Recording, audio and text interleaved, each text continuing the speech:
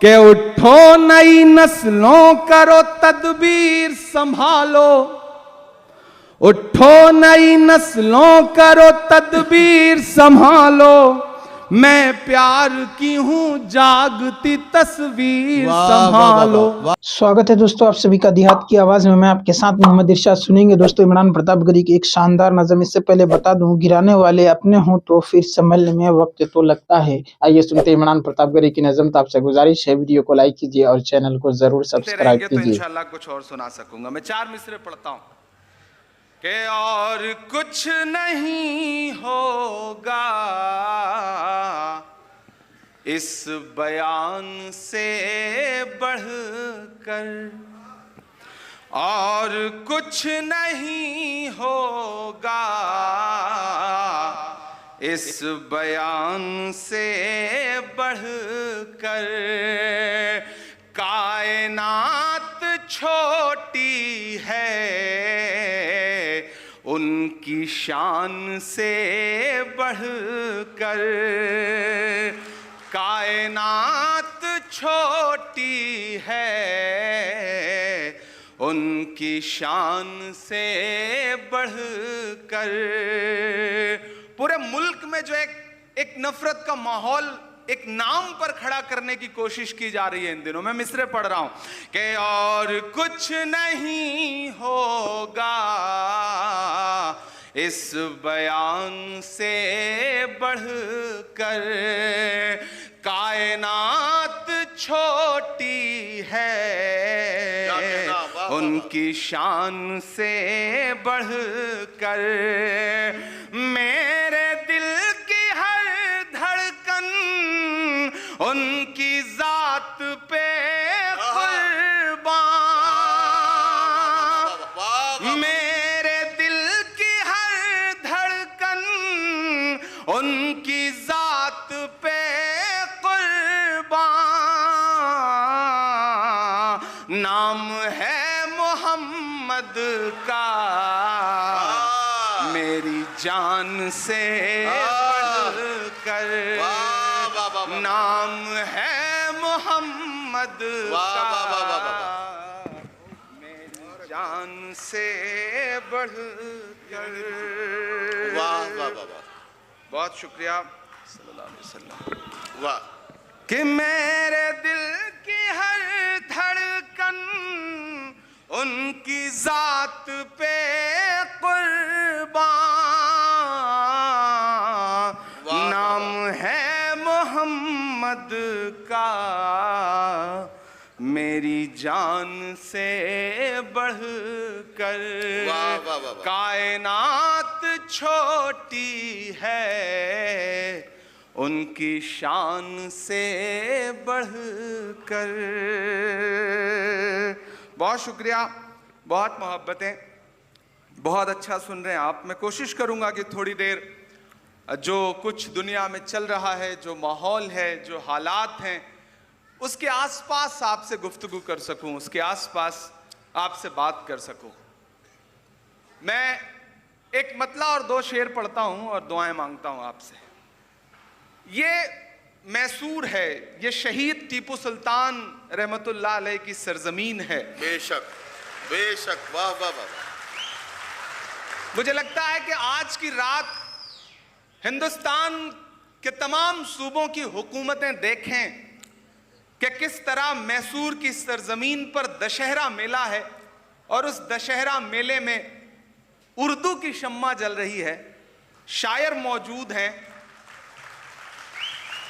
اور میسور اور اس کے آس پاس۔ آئیے دوستو اب ندائی ممبر محراب کی طرف سے سنتے ہیں کچھ بہترین باتیں۔ حقیقت تو یہ ہے کہ رحمت باری بندے کی مغفرت کا بہانہ تلاش کرتی ہے، بہا یعنی قیمت تلاش نہیں کرتی۔ رسول اللہ صلی اللہ علیہ وسلم کا ارشاد گرامی ہے کہ بنی اسرائیل میں ایک شخص نے 99 قتل کیے، آخر وہ توبہ کی غرض سے نکلا اور ایک زاہد و عابد کے پاس حاضر ہوا، اپنا حال بتا کر توبہ کی قبولیت کا راستہ پوچھا تو اس نے کہا کہ تیری توبہ قبول نہیں ہو سکتی۔ اس نے عابد کو بھی قتل کر دیا اور پھر کسی اللہ والے کی تلاش شروع کر دی۔ چنانچہ ایک شخص نے اسے کہا کہ تو فلاں گاؤں چلا جا، وہاں ایک بزرگ عالم ہے جو تجھے توبہ کا طریقہ بتلائے گا۔ اس پر وہ اس گاؤں کی طرف روانہ ہوا۔ جب آدھی راہ طے کر لی تو اس کی موت آ گئی اور اس نے اپنا سینہ اس گاؤں کی طرف جھکا دیا۔ اس وقت رحمت اور عذاب کے فرشتے اس کے پاس جمع ہو گئے اور عذاب کے فرشتوں نے اسے قاتل اور مجرم ٹھہرایا، لیکن رحمت کے فرشتوں نے اسے تائب بتایا کیونکہ وہ توبہ کے لیے اس گاؤں کی طرف جا رہا تھا۔ چنانچہ اس کی بستی اور جس بستی کو جا رہا تھا دونوں کا فاصلہ ناپنے کا حکم ہوا، اور ساتھ ہی اللہ نے اس عالم کی بستی کو قریب ہونے کا حکم دیا، چنانچہ وہ اس بستی کے بالشت بھر قریب نکلا۔ اس طرح اللہ عز و جل نے اس کی بخشش کے سامان پیدا کر دیے اور اس کی روح رحمت کے فرشتے لے گئے۔ استغفار کی برکتیں۔ میرے بزرگوں اور دوستوں، توبہ سے صرف گناہ ہی معاف نہیں ہوتے بلکہ اس سے بے شمار دینی، دنیاوی، مادی اور روحانی فائدے اور برکتیں بھی حاصل ہوتی ہیں۔ رب کریم کا وعدہ ہے وَأَنِ اسْتَغْفِرُوا رَبَّكُمْ ثُمَّ تُوبُوا إِلَيْهِ يُمَتِّعْكُمْ مَتَاعًا حَسَنًا إِلَىٰ أَجَلٍ مُّسَمًّى وَيُؤْتِ كُلَّ ذِي فَضْلٍ فَضْلَهُ، اور یہ کہ تم لوگ اپنے رب سے مغفرت طلب کرو، پھر اس کی طرف متوجہ رہو، وہ تم کو وقت مقرر تک خوش عیش زندگی بخشے گا اور زیادہ عمل کرنے والے کو زیادہ ثواب دے گا۔ حضرت ہود علیہ السلام نے اپنے قوم سے کہا تھا وَيَا قَوْمِ اسْتَغْفِرُوا رَبَّكُمْ ثُمَّ تُوبُوا إِلَيْهِ يُرْسِلِ السَّمَاءَ عَلَيْكُمْ مِدْرَارًا وَيَزِدْكُمْ قُوَّةً إِلَىٰ قُوَّتِكُمْ وَلَا تَتَوَلَّوْا مُجْرِمِينَ۔ اے میری قوم، مغفرت طلب کرو اپنے رب سے، پھر توبہ کرو اس کے حضور میں، وہ بھیج دے گا تمہارے اوپر خوب بارشیں اور بڑھا دے گا تمہاری قوت میں زیادہ قوت، اور منہ مت پھیرو مجرم بنتے ہوئے۔ حضرت نوح علیہ السلام نے اپنی قوم کو بار بار تلقین کی تھی فَقُلْتُ اسْتَغْفِرُوا رَبَّكُمْ إِنَّهُ كَانَ غَفَّارًا يُرْسِلِ السَّمَاءَ عَلَيْكُمْ مِدْرَارًا وَيُمْدِدْكُمْ بِأَمْوَالٍ وَبَنِينَ وَيَجْعَلْ لَكُمْ جَنَّاتٍ وَيَجْعَلْ لَكُمْ أَنْهَارًا۔ پس میں نے کہا تم اپنے رب سے مغفرت طلب کرو، بلا شبہ وہ بڑے بخشنے والا ہے، وہ کثرت سے تم پر بارش بھیجے گا اور تمہارے مال اور اولاد میں ترقی دے گا، اور تمہارے لیے باغات بنا دے گا اور تمہارے لیے نہریں جاری فرما دے گا۔ غالباً حسن بصری رحمۃ اللہ علیہ کا واقعہ ہے کہ ان کے سامنے کسی شخص نے قحط سالی اور بارش نہ ہونے کی شکایت کی۔ آپ نے فرمایا استغفار کی کثرت کرو۔ دوسرے نے فکر و فاقہ کا رونا رویا، آپ نے اسے بھی استغفار کی تلقین کی۔ تیسرے نے حصول اولاد کا وظیفہ بتانے کی درخواست کی، آپ نے اسے بھی کثرت سے استغفار کا حکم دیا۔ حاضرین میں سے کسی نے تعجب سے دریافت کیا کہ یا حضرت یہ کیا معاملہ ہے؟ سائلین مختلف ہیں مگر آپ ہر شخص کو ایک ہی جواب دے رہے ہیں، ایک ہی وظیفہ بتا رہے ہیں، ایک ہی دعا سکھا رہے ہیں۔